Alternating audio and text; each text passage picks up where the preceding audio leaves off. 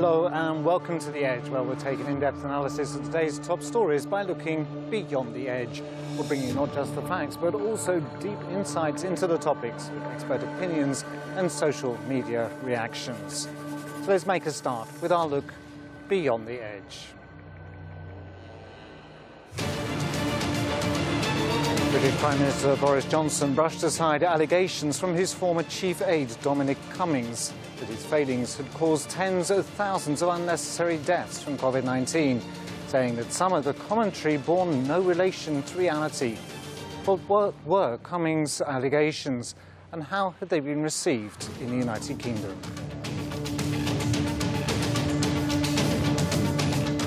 Thousands of Palestinians have returned home to scenes of devastation, with officials saying that reconstruction might take years. The resolution, backed by Turkey and several other countries, is a first step in rebuilding Gaza. How long will it take? What more is needed? A court in the Netherlands has ruled in a landmark case that the oil giant Shell must reduce its emissions. Could this landmark ruling be the first effective step in the fights against climate change? These are the top three stories that we'll be taking a look at today from Beyond the Edge.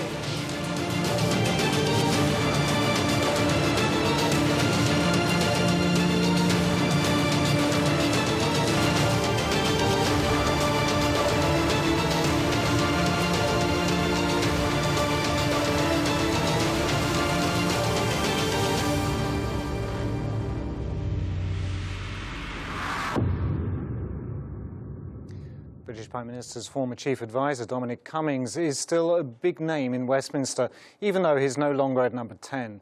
But who is Dominic Cummings? Our following infographic explains.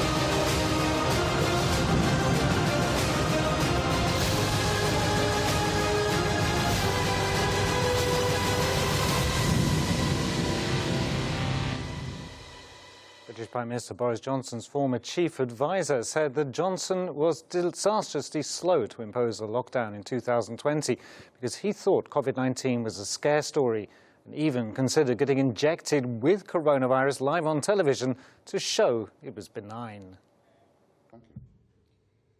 In a blistering attack on the British government and hours after testimony before Parliament, the man who was once top advisor to the Prime Minister has trashed the response of his former boss and his fellow lawmakers to the COVID-19 pandemic.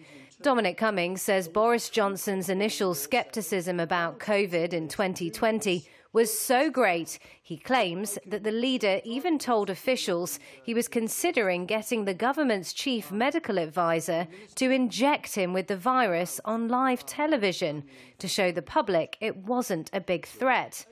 Johnson subsequently caught COVID-19 early in the pandemic and was so ill plans had been prepared to announce his death. Cummings says the government was totally unprepared. The truth is that senior ministers, senior officials, senior advisers like me fell disastrously short of the standards that the public has a right to expect of its government in a crisis like this. When the public needed us most, the government failed. And I'd like to say to all the families of those who died unnecessarily how sorry I am for the mistakes that were made and for my own mistakes at that.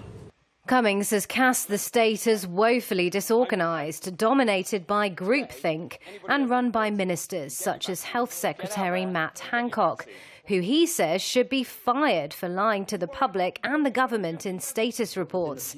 He also described Johnson as the mayor from the movie Jaws, who kept beaches open despite shark attacks. The Health Ministry has declined to comment. With almost 120,000 deaths, the UK has the world's 5th worst official COVID-19 toll. Though Cummings' attacks have so far failed to dent the Prime Minister's popularity, his testimony is likely to form the broad lines of scrutiny of a public inquiry next year into the COVID-19 response. We have worked flat out, Mr. Speaker, to minimise loss of life. Johnson rejects the criticism from his former advisor, saying he didn't accept Cummings' accusation that government inaction led to unnecessary deaths. And to discuss this, I'm joined live from London by journalist Ben Jacobs. Ben, thank you for joining me today here on The Edge. Dominic Cummings has been very unpopular amongst a large proportion of the British populace for a long time, and now it looks as though he's likely to be unpopular with the person who was assumed to be his best friend, Boris Johnson. What is the what has happened in the last day or two with this new spat between the two? Well, I think you call it a new spat. It's perhaps more accurate to say it's a public spat now, because there was an internal power struggle leading to Cummings' exit from 10 Downing Street. So there was perhaps always that friction between Boris Johnson and Cummings, even though at the opposite extreme he had been at times one of Boris Johnson's closest aides. And there was even in the earlier part of their political careers working together a friendship as well. And each of them trusted each other. But clearly that relationship has broken down. And after Dominic Cummings left, we'll remember him as well for his own breach of the COVID-19 regulations when he made a trip whilst his wife was showing symptoms of COVID-19. And that hasn't helped matters either, because you've got Cummings on the one hand saying that the government haven't handled the pandemic correctly, but he himself didn't follow the rules either. So it's a little bit paradoxical in some senses to hear him firing so much criticism at the government whilst at the same time knowing that he didn't stick by all of the rules. But he's using the opportunity clearly to attack Boris Johnson and Matt Hancock in particular. And what he said ahead of a wider inquiry into COVID-19, which should conclude, depending on circumstance, at some point next year, that the government failed in their response, that the Prime Minister was not fit for office, that Matt Hancock in particular should have been fired. And in addition to that, he put an arbitrary importance on the number of track and trace tests, and that in itself ended up costing time and energy and ultimately led to far more deaths than Cummings believes were necessary. There were delays, according to Cummings, over the first lockdown. And in addition, there was chaos too, because at the same time as trying to implement a lockdown, the government were tied up with foreign policy, particularly over a potential campaign to bomb Iraq. And then we've got the debate over how the government determined the best solution was, whether it was lockdown, whether it was to wait for a vaccination programme, or whether it was to go with what Cummings almost called a COVID-19 party, which is a little bit similar to what Donald Trump was foolishly advocating. In other words, just gather everyone together and gain herd immunity that way. So Cummings has obviously been very critical of the government, but it's also important to note that the government have denied these accusations and said that they don't bear much resemblance to the reality. Indeed, Matt Hancock striking back, saying that he's chosen his words very carefully, which I'm sure he has, saying he hasn't told any untruths. I'm sure in political terms there are different ways of telling the truth. But what about Cummings' credibility? As you mentioned, there's this travel that he went on, which even he, I think, admits weakened the confidence, the public confidence in the way that COVID was being handled. How has the public reacted to this? Are they, oh no, not saying not this man again, or are they saying, aha, finally the truth is out?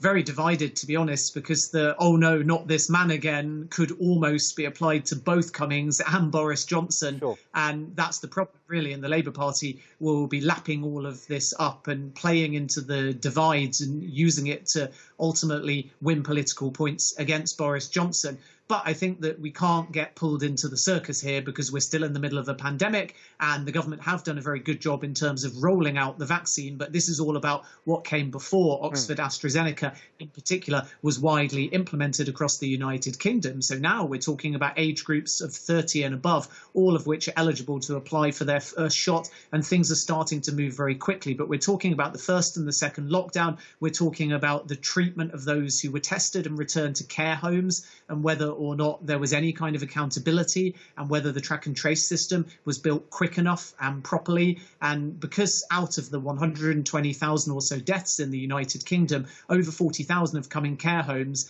the specifics of how care homes were handled is a very big point of contention.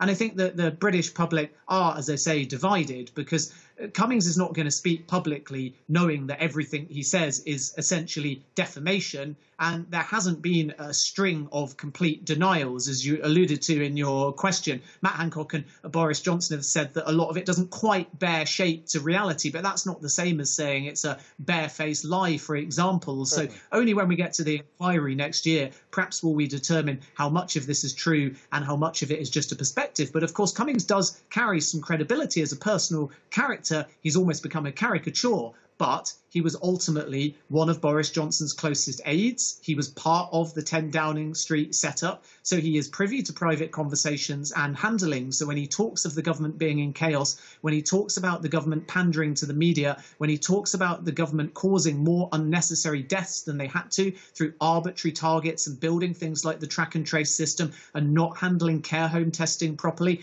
that is very, very worrying. But of course, it is just Cummings' perspective, and it does still need to be further investigated as a consequence. But in terms of PR, it's a bomb on Boris Johnson, who already is reeling somewhat from his wallpaper scandal and so on. Keith Starmer, the leader of the Labour Party, is calling for an earlier review of the pandemic. Is that likely to happen, do you think, and would that be useful? I think the review of the pandemic will be something used to score political points. So I don't think an early review will necessarily be helpful unless it's specifically tasked with coming up with recommendations to get us through the pandemic. The priority in terms of resources and the time of government officials at the moment should be used to make sure that two things happen. One, the rollout of the vaccination continues successfully.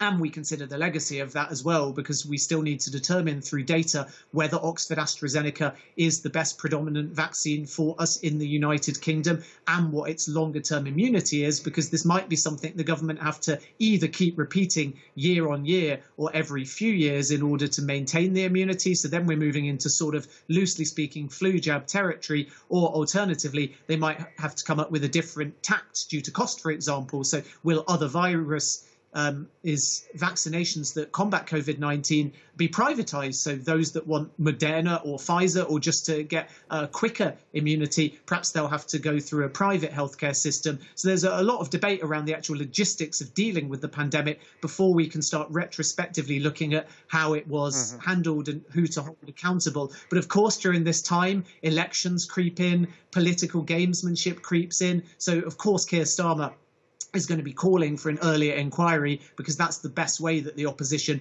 can possibly position themselves. But I would like to know specifically, if you move the inquiry forwards, what are we going to gain in terms of tangible recommendations to ensure that we don't just look at the pandemic and work out what we did right and what we did wrong, but we actually move forwards in a positive way with things that benefit the British public and beyond, that benefit the future rollout of vaccinations and that benefit the kickstarting of the economy. So for me, that particular inquiry should be looking at far more specific recommendation-led things, not what did Boris Johnson do and how did he act. That can all be used in Westminster, in campaigning, and ultimately through the media. But I would much more like to know, do we need to increase the minimum wage? Are we going to privatise the vaccine going forwards? What is its long-term immunity? What's it going to cost the government to keep giving it to people for free? Is there going to be a dual option where you can get it for free on the NHS, but you can get it quicker on a private healthcare system? What's the patents going to be like around, say, Oxford AstraZeneca in the future? Is it going to be surrendered, and can non-branded vaccinations be made and distributed quicker? How are we going to interact with the European Union in speeding up their vaccination rollout and to third world countries as well? These are the priorities over, did Boris Johnson act in the correct manner or did he not? But naturally, the media and Cummings and the opposition will play into that other narrative as well, because it scores political points. Unfortunately, it all does boil down to politics at the end of the day. Well, you've left us with a long list of questions that do need answering. Let's hope you get your answers and we can talk about what they are later. Thank you so much for joining us today, Ben Jacobs. Thank you. Dominic Cummings, who was Johnson's right-hand man until late last year, delivered a withering attack on his former boss during 7 hours of testimony before a parliamentary committee, casting Johnson as incompetent, disorganised and unfit to be the Prime Minister. These allegations made their headlines, and it seems that they will remain on the agenda. But for now, let's move on to Palestine, where people are trying to rebuild their homes after days of destruction. Following the latest round of bombardments, we've seen UN agencies on the ground in Gaza and what seems to be a lot of momentum from international figures to make sure rebuilding efforts are shored up by political action. Our following infographic has the main facts.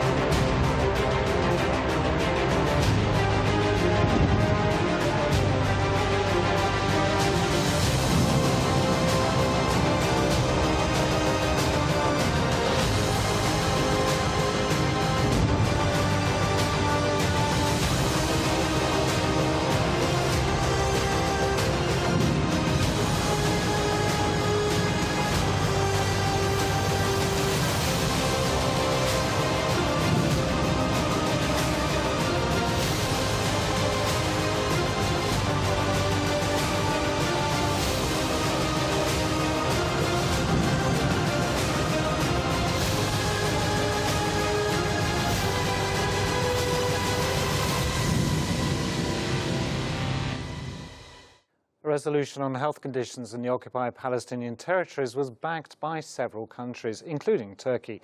At the 74th World Health Assembly, the resolution was passed despite strong opposition from a few countries, including Israel and the United States. Significant majority of countries voting at the 74th World Health Assembly backed a resolution on health conditions in the occupied Palestinian territories. The resolution, which was supported by Turkey, was passed despite opposition from Israel and other countries, including the US and the UK. There are 83 votes in favour and 14 against the resolution, while 39 countries abstained. Turkey's ambassador to the UN in Geneva, Sadık Arslan, said that the recent indiscriminate Israeli attacks have once again targeted hospitals, clinics, doctors and patients. He said that the Palestinian people are facing significant challenges in many areas, including the health sector.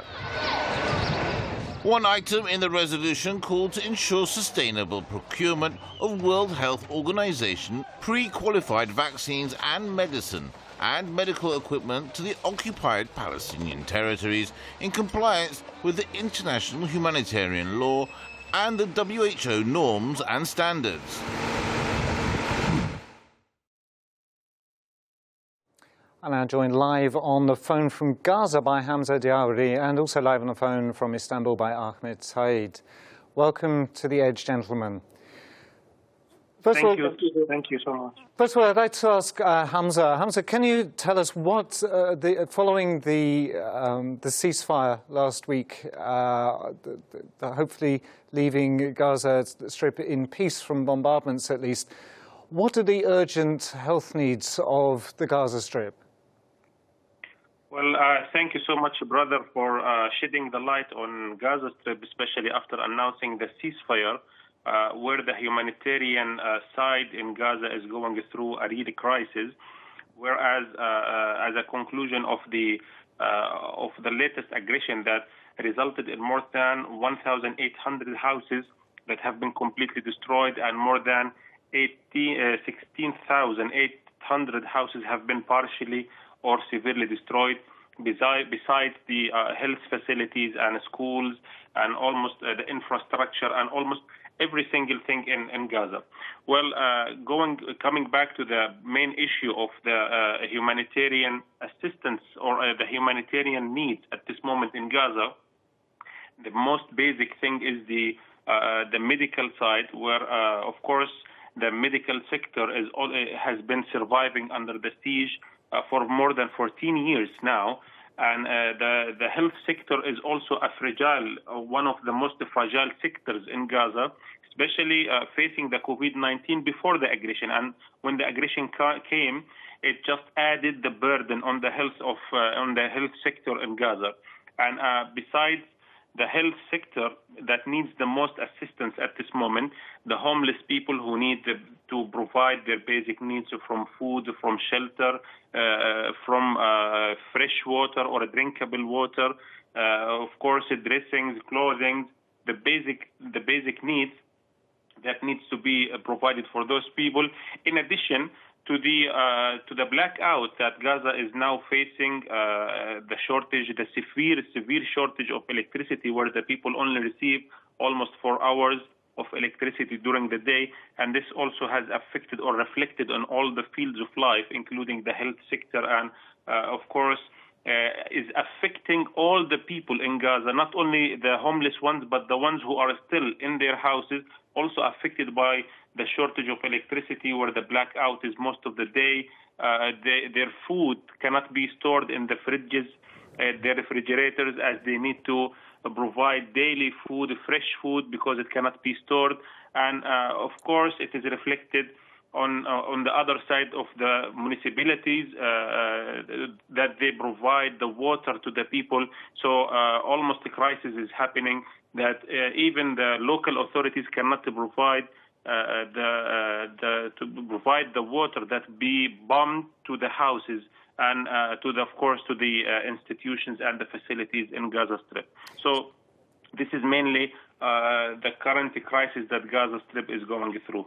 So even after we were focused in the last weeks on the number of deaths, the number of fatalities in Gaza, which was phenomenal, but as you mentioned, the crisis continues with the lack of water and electricity, and of course the phenomenal number of homeless people being left homeless because of the bombings. Now, Ahmed, let me ask you, the 74th World Health Assembly has just met, and a resolution was passed, 84 in favour, 14 against, a resolution on the health conditions in the occupied Palestinian territories. What can you tell us about this? Sorry, Ahmed, are you with us? Yes, yes, I can hear you.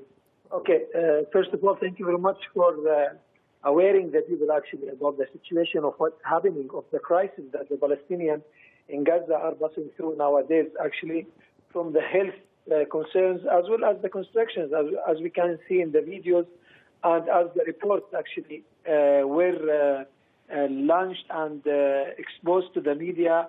How bad is the construction situation has become inside Gaza nowadays. Allow me to speak in general about how the international community focused into supporting the people in Gaza, and how the change that we can see nowadays from the international community, as long as the Arab and the Muslims community, in order to support the people in Gaza. Starting with the United States, actually, it's the first time that the President of the United States is talking about supporting Gaza and supporting to renovate Gaza and to rebuild Gaza. The previous president, they didn't talk about this kind of actions. And the more thing is, they already deducted $360 million US dollar in order to use it in Gaza. And later on, I will talk about some kind of explanation about what kind of money that they will send it and how they will send the money actually. As long as the Arab countries also, most of the Arab countries, Qatar, for example, they have talk about have a billions US dollar that they are going to send it to Gaza. This is without any conditions. Also, the charity inside Kuwait, as I am aware of, almost they gather more than 2.5 million Kuwaiti dinar. We are talking about 10 million US dollar or more than that, only from the people, not from the government, only from the people. So a lot of money that the people, they are starting to collect in order to send to Gaza. But the problem is we are facing nowadays, will this money really reach to the people in Gaza? Will the promises of the government and the people who promises to deliver the money will deliver it? Or there is, unfortunately, a political conditions that everyone is waiting the other part to give some, what we call it, to give up something in order to rebuild in Gaza. Like United States, what they said that we will send this money, but they will send it through the United Nations. This is not a problem. But they said they will make sure that this money will not reach to the hand of Hamas. This is their right. But by saying that they will request a lot of giving up from the Palestinian Authority in Gaza in order to give some kind of, as I said, give up some things in return in order to allow this money to come to Gaza. And by saying that they want the Palestinian Authority also as well to be in this concern in order to deliver the money, this is a big question mark actually. Because when we know about how much millions of money, how many millions of money that the international countries and Arab countries have sent, and the reality when they give it to some kind of, I'm not talking about any party between Hamas and the Palestinian Authority, I'm talking about if they give it to the government, only a few amount of this money will be delivered to the needy people, unfortunately. So the only way to deliver this amount of money, whether by the United States of America or by Qatar or by Kuwait or even by Turkey. Turkey, since the beginning of the attack into Gaza, the Red Cross or the Kid Line, they start in order to collect money, and they collect in the first day about 500,000 Turkish lira, and they already send it to the Palestinian people in Gaza during the beginning of the attack to the Gazan people. In this, allow me to finish my speaks with, we have to differentiate between the humanitarian and the politics. But unfortunately, the government is using this humanitarian aid in order to have some political gains against from one party to another, or against some countries to other countries. That's a very important point. Actually, this is the main point that we are talking about. If they are talking about they want to make a real help to the humanitarian help to the people, they should start to open the borders. They can't affect the Egyptian government authority as well as the Israeli authorities in order to open the borders to lead the help, the in-kind help to be delivered to Gazan people, because we are talking about thousands of them are homeless, as my friend did talk before me. So the situation is really bad, but I think there is no serious actions that the United States or the other government is about to make. But United States nowadays, they make this kind of action because they are focusing into the inside people idea. They are not concerning about the Arabs or the Palestinians needs. So let's throw that question back to Hamza. It's all very well having millions, maybe hundreds of millions of dollars coming to Gaza and the Palestinian territories to rebuild. Sadly, it sounds less than the hundreds of millions of dollars that have been sent to weapons which have been dropped onto the territories in the last weeks. But Hamza, is this aid enough, or does there need to be some political solution alongside this aid? Well, I just want to add on what Brother Ahmed said, that we wish in Gaza, we wish that the aid to be delivered to Gaza in the best ways, and to help the helpless people and the homeless people who are just waiting for anything, as they are the ones who are really living the crisis at this moment in Gaza. Well, thankfully, there are some of the countries, or some of the governments, or some even of the peoples of those countries that have donated. And today, I just want to mention that today, Jordan has sent one of its delegates to Gaza, and a convoy of totally medical supply for the health sector here in Gaza. Besides, of course, we all heard that in the past few days, Egypt has sent its first donation, or first humanitarian supply, or humanitarian aid to Gaza, including medical supplies and food supplies. Besides Tunis, Morocco, Ukraine, besides Turkey, and of course, adding on what the Brother Ahmed said, that Japan has also dedicated $10 million to be sent to rebuild Gaza through the Palestinian Authority, besides Qatar. And today, the French ambassador has arrived to Gaza through the Palestinian Red Crescent. Of course, that he in France had a big role in rebuilding Gaza after the aggression of 2014. Mm-hmm. Well, talking about the millions, as you just mentioned now, talking about millions that are dedicated to be sent to rebuild Gaza, but the most important way is that each has his own, or each country has its own conditions, how to deliver this aid to Gaza, or how to deliver this money to Gaza, in creating new ways of rebuilding Gaza.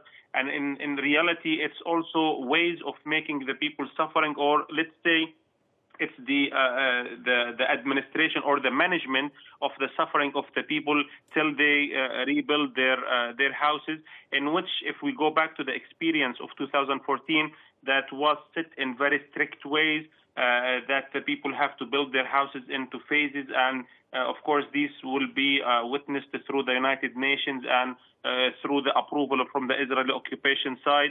So this was very strict in 2014. Until now, there are people didn't rebuild their houses, or not fully take the compensation of rebuilding their houses since 2014. Which is shameful. Which is totally shameful that that aid wasn't delivered after all that time. Well, let's hope that this time around the awareness around the world of the plight of Gaza and the terrible conditions that these recent attacks has left the Strip in remain in people's attention, and that the aid gets to the people who need it most. I want to thank Hamza Dabiri and Ahmed Said for joining me today here on The Edge. Thank you, gentlemen. Now, in the wake of the conflict that caused heavy Palestinian casualties, locals in the Gaza Strip woke up to dense mounds of rubble where residential homes and other buildings used to stand. But workers say they're faced with a lack of funds and equipment for their rubble removal work. The resolution backed by Turkey is a first step, and the coming days will show if other countries will follow. For now, let's move to our final topic, covering the landmark ruling in the Shell emissions case. Climate change is a global problem, and the whole world suffers from its impacts. Our following infographic explains the facts you need to know.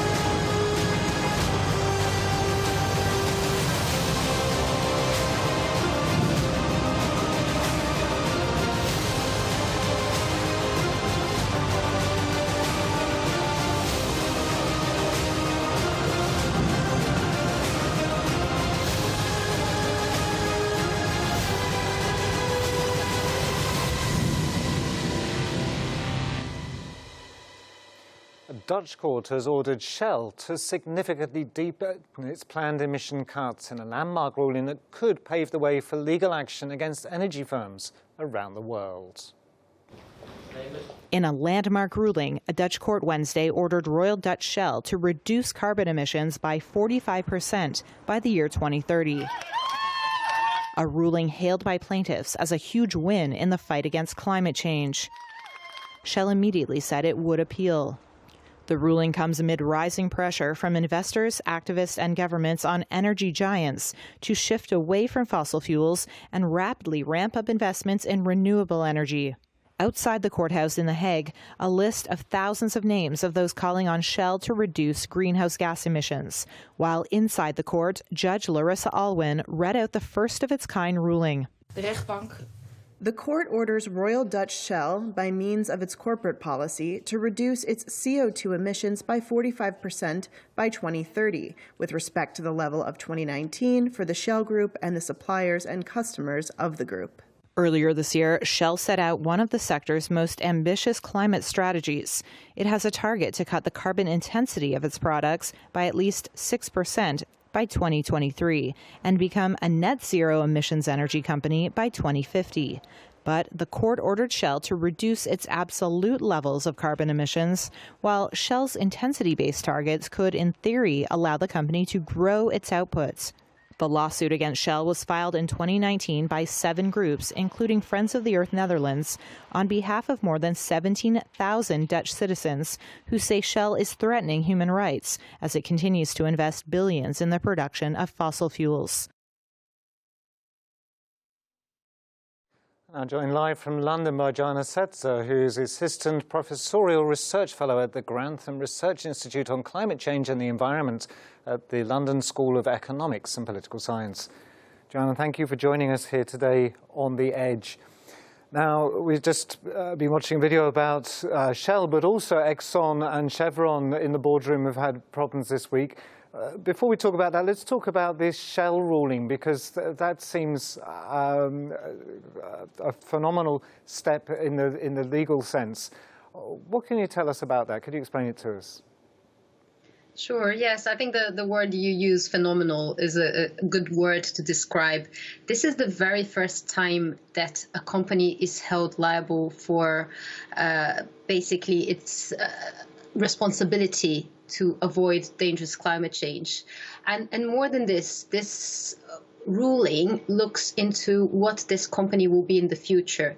It's telling Shell that its business, its corporate policy as it is no longer sustainable, and that the company will have to make drastic changes.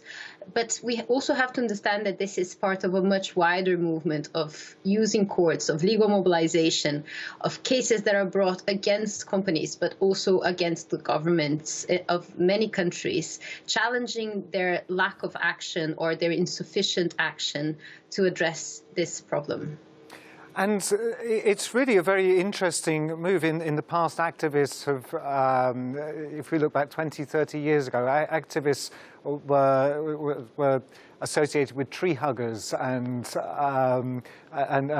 would be seen just doing just that, chaining themselves to machinery and so on. But this really is getting into the heart of the corporate culture. Both in the courtroom, getting the lawyers involved, and also into the boardroom as well. So this is really a big slug at the oil giants, isn't it?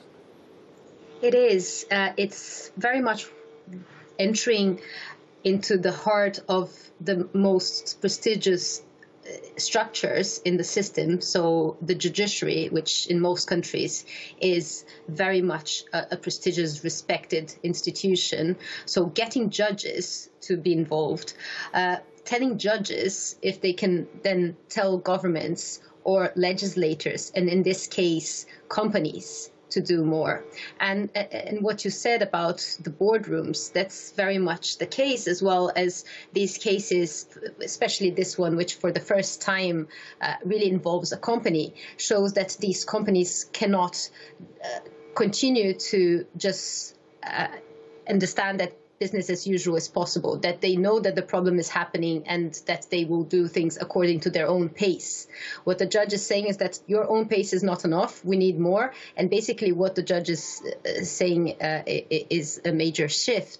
So the idea that environmentalists were hugging trees or just going to the streets has indeed changed.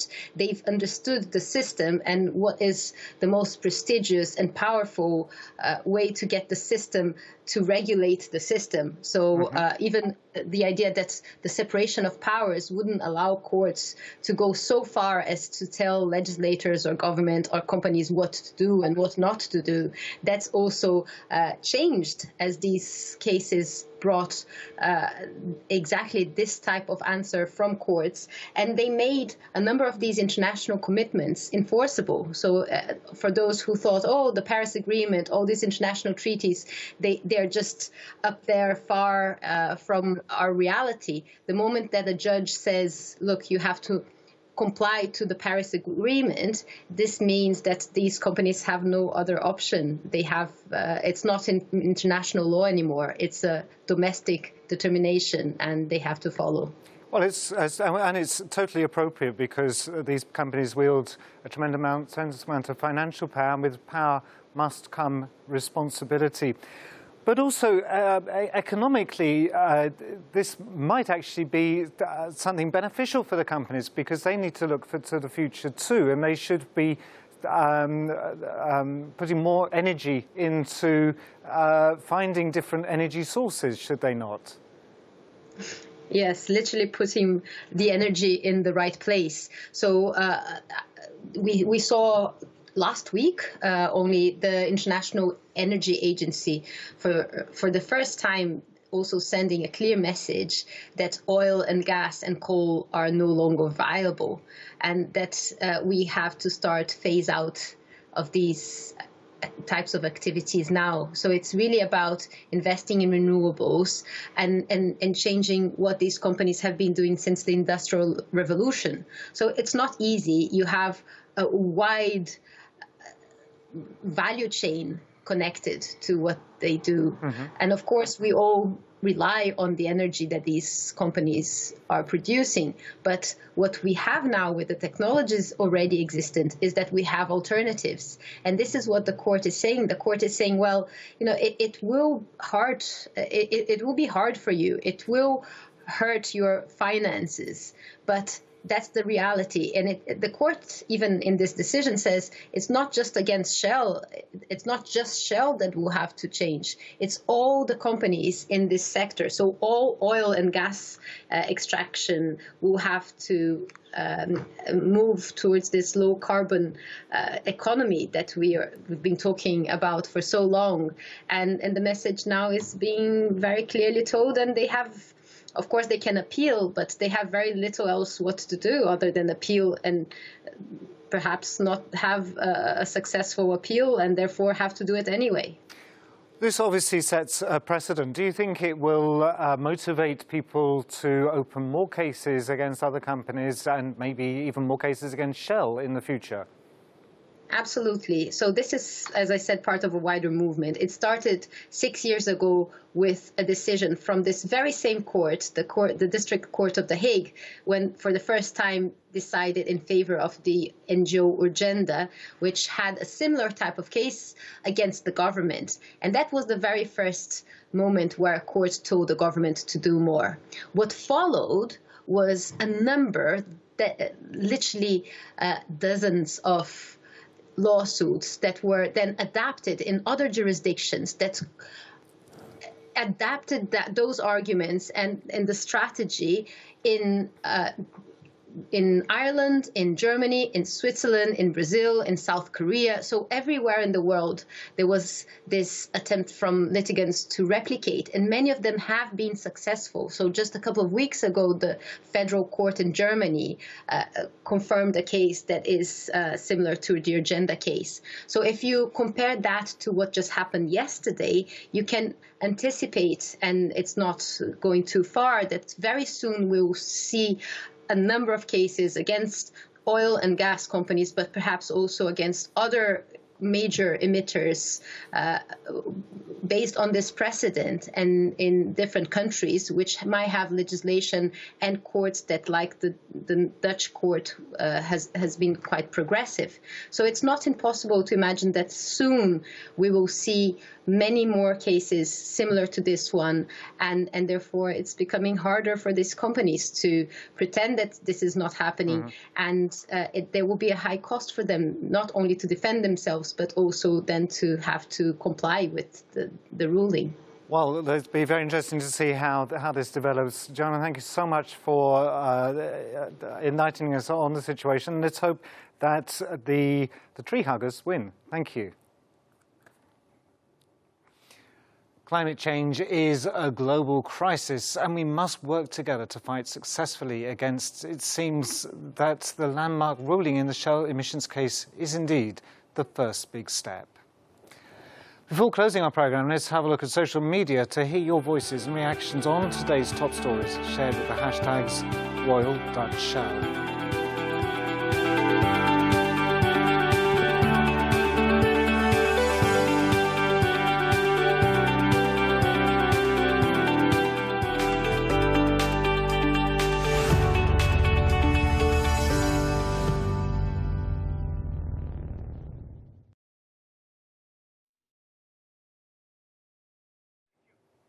And let's see what you've been saying about Royal Dutch Shell on Twitter.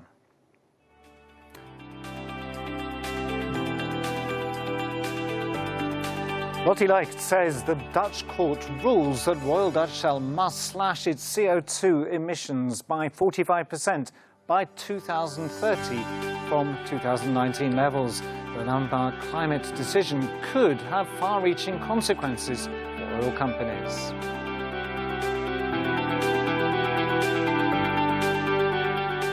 And Aisling Syndicate says oil and gas is rarely held to account. Climate change wasn't known when these companies started, but now looking back and seeing the destruction they've caused, it's now imperative that they make amends for it and adapt. And Nevin Hendricks is delighted that investors are putting pressure on the boards of Royal Dutch Shell, ExxonMobil and Chevron to cut emissions. The boards and executives should be threatened with prison for their contributions to messing up the climate. Let's now take a look at our video of the day, which shows the work of a company in Iceland which turns carbon dioxide into stone.